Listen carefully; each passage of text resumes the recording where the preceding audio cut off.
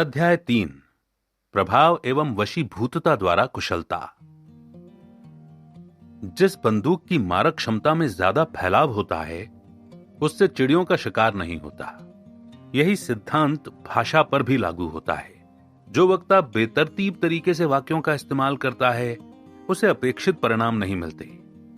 वाक्य का प्रत्येक शब्द महत्वपूर्ण नहीं होता, लिहाजा ध्यान रखें कि केवल अहम शब्दों पर ही जोर डालने की कला का इस्तेमाल करें।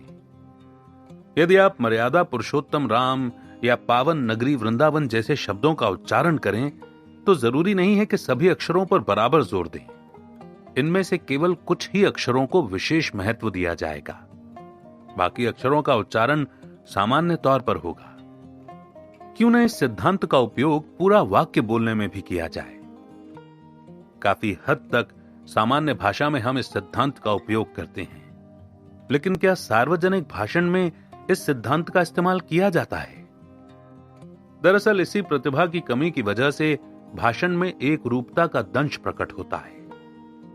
जहां तक शब्द विशेष पर जोर देने का संबंध है, आप एक सामान्य वाक्य को एक बड़े शब्द के रूप में देखें तो समस्या का हल निकल आएगा।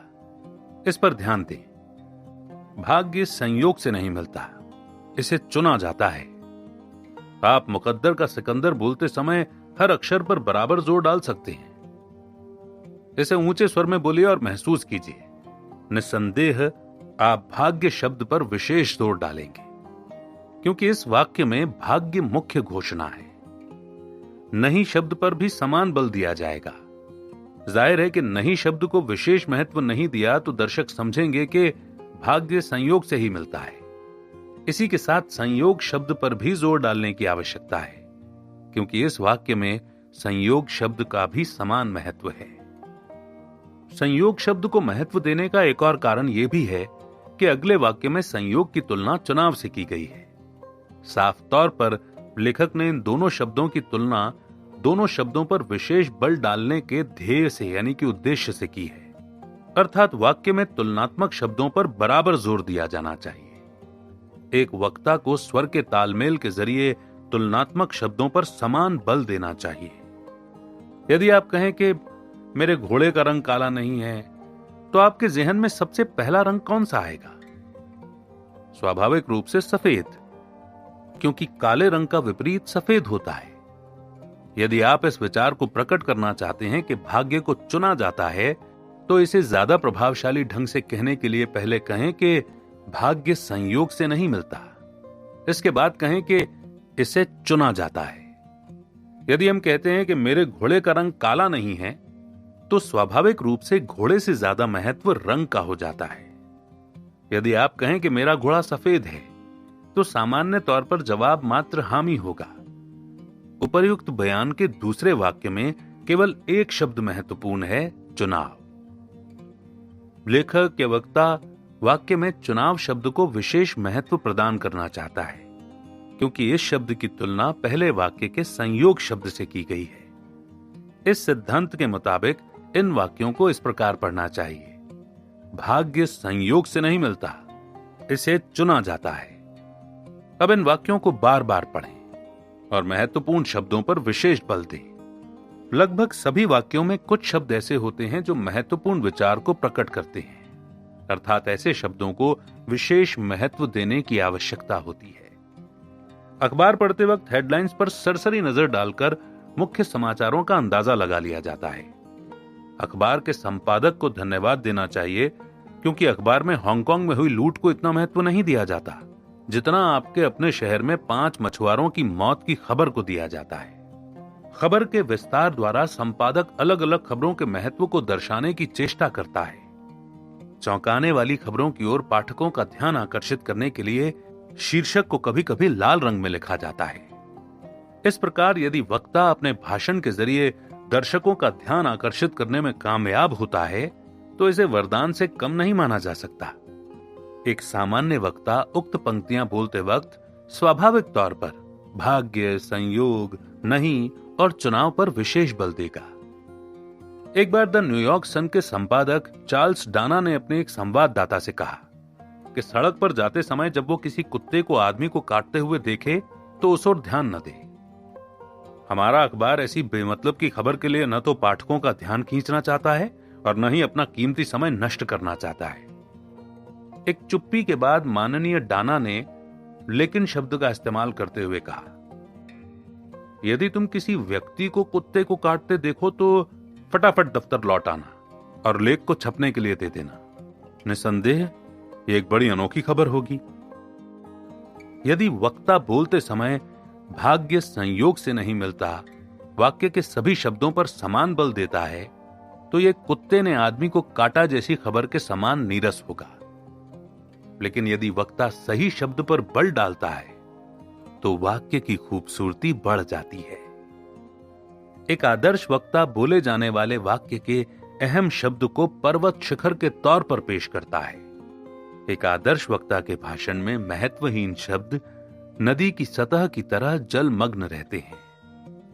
वक्ता के महान विचार शाहबलूत के ऊंचे वृक्षों के समान होते हैं और कम महत्व वाले विचार मैदानी घास के समान। इन महत्वपूर्ण सिद्धांतों के आधार पर निष्कर्ष निकाला जा सकता है कि वाक्यों में तुलनात्मक शब्दों पर विशेष बल देना चाहिए। इस संपादकीय पर ध्यान दीजिए।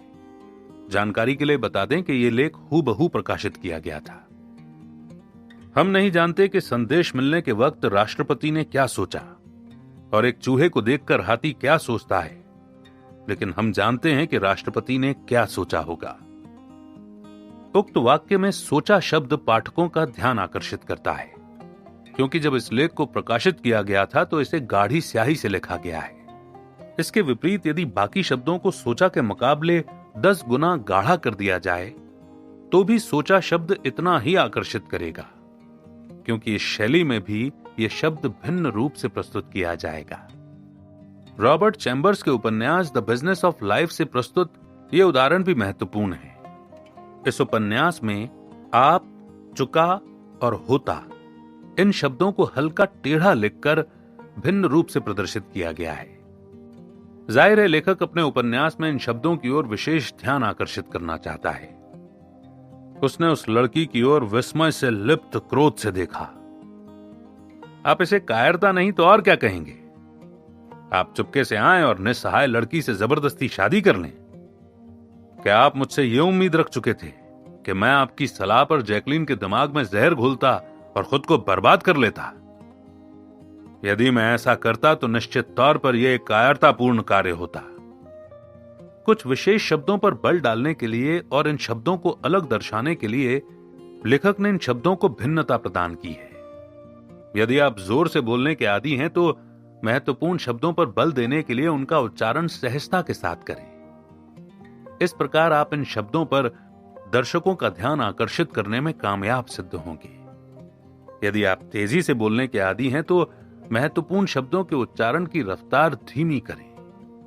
यदि आप धीमे स्वर में बोलते हैं तो महत्वपूर्ण शब्दों के उच्चारण के दौरान स्वर को भारी कर दें। विभक्ति, एहसास, विराम, स्वर बदलने की कला, गति बदलने की प्रतिभा जैसे अध्यायों का अध्ययन करें। इन अध्यायों के गहन अध्ययन के जरिए विस्तृत रूप से यह जानकारी हासिल की जा सकती है कि सही जगह पर बल डालने के खास सिद्धांत कितने महत्वपूर्ण होते हैं। हालांकि इस अध्याय में हम बल डालने के केवल एक सिद्धांत पर चर्चा कर रहे हैं, यानी महत्वपूर्ण शब्द पर बल डालने और महत्वहीन शब्द को अनदेखा करने की कला। कभी न भूलें, भाषण को आकर्षित बनाने में यह सिद्धांत बेहद कारगर सिद्ध होता है। ऊंची आवाज में बोलने की आदत और शब्दों पर बल देने की कला को एक समान मानने की गलती नहीं करनी चाहिए। चिल्लाना ईमानदारी, समझदारी और एहसास का सूचक नहीं है। शब्दों पर बल देने की जिस कला पर हम चर्चा कर रहे हैं उसका संबंध वास्तविक शारीरिक शक्ति से नहीं है। हालांकि यह सही है कि शब्दों पर बल देने के लिए उच्चारण या तो ऊंचे या फिर धीमे स्वर में करना चाहिए, लेकिन जिस वास्तविक कुशलता की आकांक्षा की जा रही है उसका संबंध ईमानदारी और प्रबलता से है। यह एक आंतरिक शक्ति है जिसे दर्शकों के सम्मुख प्रस्तुत किया जाता है। एक वक्ता ने कहा, इस देश के दुर्भाग्य का कारण शिक्षा की कमी नहीं, राजनीति है। वक्ता ने दुर्भाग्य, कमी, शिक्षा और राजनीति शब्दों पर विशेष बल दिया। बाकी शब्दों का उच्चारण सामान्य तौर पर किया गया। राजनीति शब्द के साथ एक विशेष एहसास को जोड़ा गया और इस शब्द के उच्चारण के वक्त क्रोध की मुद्रा में हाथ पर हाथ मारा गया। इस शब्द पर वक्ता का जोर देने का तरीका एकदम उचित एवं जबरदस्त था। इस पंक्ति के बाकी शब्दों की ओर लापरवाही और राजनीति पर विशेष रवैये से बल देकर वक्ता ने आसानी से दर्शकों का ध्यान इस शब्द की ओर खींच लिया। आप उस गाइड के बारे में कैसा सोचेंगे जो आपको न्यूयॉर्क घुमाने के नाम पर सड़क के किनारे स्थित चीनी धोबी घाट और जूते चमकाने वाली दुकानों का दर्शन करवाने लगी? दर्शकों का ध्यान भाषण की ओर आकर्षित करने की केवल एक ही विधि है, या तो उजागर करने के लिए कोई सच्चाई हो या मनोरंजन का मसाला हो। यदि वक्ता का भाषण निरर्थक एवं उबाऊ है तो दर्शकों में महत्वपूर्ण सीख के व्याख्यान को न तो सुनने का जोश बचेगा और ना ही जिंदा दिली। कभी कभी ज्यादा बल दर्शाने के लिए शब्द के हर एक अक्षर पर समान जोर देना गलत नहीं होता, जैसे कि इस वाक्य में पूर्ण रूप से पर बल दिया गया है। मैं आपकी प्रार्थना पूर्ण रूप से खारिज करता हूं। इसी प्रकार किसी अति महत्वपूर्ण वाक्य को विशेष महत्व देने के लिए प्रत्येक शब्द पर बल डाला जा सकता है। इस सिद्धांत के जरिए दर्शकों को आकर्षित करना आसान होता है। इस मौके पर पैट्रिक हेनरी की प्रसिद्ध कहानी के अंतिम भाग को उदाहरण के तौर पर पेश करना कारगर सिद्ध होगा। वाक्य में मौजूद किसी एक शब्द पर जोर देने का उसका सही और गलत प्रभाव महसूस किया जा सकता है। ध्यान देने योग्य है कि निम्नलिखित वाक्य में कैसे विभिन्न शब्दों पर जोर देने से वाक्य का भाव पूर्ण रूप से बदल जाता है।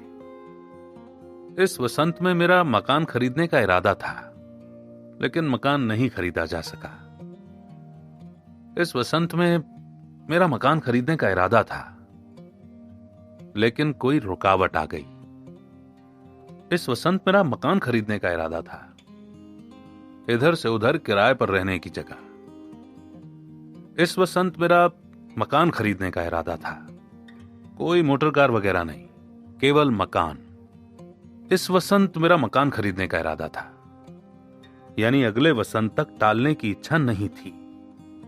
इस वसंत मेरा मकान खरीदने का इरादा था, वसंत में, ठंड के मौसम में नहीं।